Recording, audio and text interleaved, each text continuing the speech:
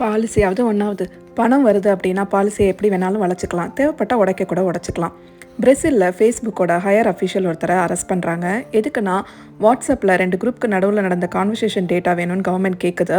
இல்லை அது எங்கள் கம்பெனி பாலிசிக்கு அகெயின்ஸ்டானது, நாங்கள் தரமாட்டோம், எங்கள் கஸ்டமர்ஸ்க்கு நாங்கள் துரோகம் பண்ண மாட்டோம், நீங்கள் எங்களை வேணால் அரெஸ்ட் பண்ணிக்கோங்க, நாங்கள் வந்துட்டு டேட்டாவை தரவே முடியாதுன்னு ஃபேஸ்புக் வந்து பிடிவாதமாக நிற்குது. இதே மாதிரி அமெரிக்காவில் நேஷனல் செக்யூரிட்டிக்கு த்ரெட் இருக்க ஒரு பர்டிகுலர் டேட்டா வேணும் அப்படின்னு அமெரிக்கன் கவர்மெண்ட் கேட்கும் போதும் இதே பாலிசியை சொல்லி டேட்டாவை தர முடியாதுன்னு சொல்லிடுறாங்க. ஆனால் அதே ஃபேஸ்புக் சைனாவில் லான்ச் பண்ணுங்கிறப்போ சைனீஸ் கவர்மெண்ட் போட்ட 1008 ரூல்ஸில் ஒன்று, கவர்மெண்ட்டால் எப்போ வேணாலும் எந்த மாதிரியான ஃபேஸ்புக் டேட்டாவை வேணாலும் ஆக்சஸ் பண்ண முடியணுங்கிறது. அதுக்கு ஃபேஸ்புக் ஓகே சொல்லிடுச்சு.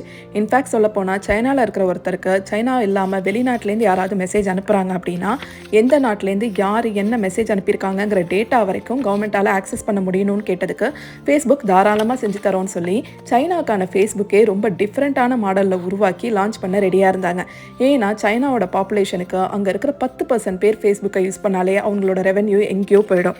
மொத்தம் பாலிசியெல்லாம் ஒன்றும் கிடையாது. பணம் வருது அப்படின்னா எப்படி வேணாலும் மாற்றிக்கலாம். ஆமாம், எல்லாருமே அப்படி தானே இருக்காங்க. இதில் என்ன இருக்குது, பணம் தான் ரொம்ப முக்கியம், பாலிசியெல்லாம் பெரிய விஷயம் இல்லைன்னு நினச்சிங்கன்னா கீழே ரெவென்யூன்னு கமெண்ட் பண்ணுங்கள்.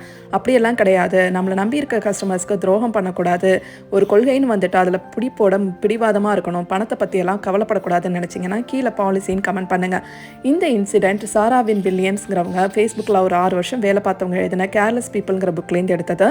இந்த புக்கில் இன்னும் ஃபேஸ்புக்கில் நடந்த மற்ற விஷயங்களை பற்றி பேசியிருக்காங்க. இதை பற்றின ஃபுல் வீடியோவாக பார்ட் 1 பார்ட் 2 யூடியூப் சேனலில் போஸ்ட் பண்ணியிருக்கேன். இன்ட்ரெஸ்ட் இருந்தால் லிங்க் பயோவில் இருக்க, போய் செக் பண்ணி பாருங்கள். இதே மாதிரி இன்னொரு இன்ட்ரெஸ்டிங் ரீல்ஸோட உங்களை நெக்ஸ்ட் மீட் பண்ணுறேன். அது வரைக்கும் பாய் பாய். மறக்காமல் பேஜை ஃபாலோ பண்ணிக்கோங்க.